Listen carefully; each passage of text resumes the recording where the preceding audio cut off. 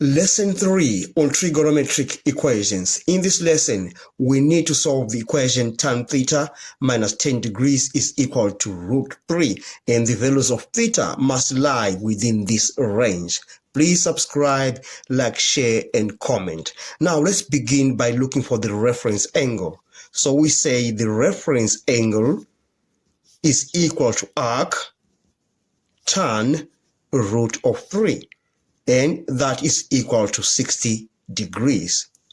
And then the general solution to that shall be theta minus 10 degrees is equal to the reference angle 60 degrees plus or minus 180 degrees K.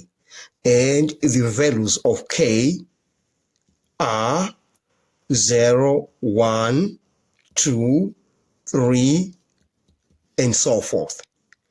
Now, let's simplify that equation.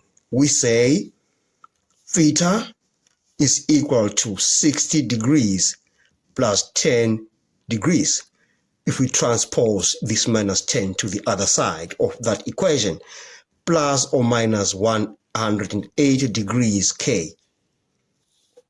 Now we say theta is equal to 70 degrees plus or minus 180 degrees K. Now let's begin with this first value of K. So we say K is equal to 0. We have theta is equal to 70 degrees. I just call that theta 1.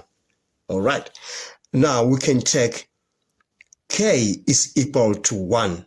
If you put 1 right here on the positive, if you say 70 plus 180 times 1, you realize that the answer shall be 250 degrees, and that is out of the range. So we reject that. And we say 70 minus 180 degrees.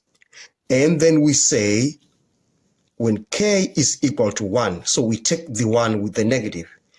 We say now theta 2 is equal to minus 110 degrees. If you take K is equal to 2, you shall realize that all those values of theta that you are going to find will be out of the bounds. All right. So we say the values of theta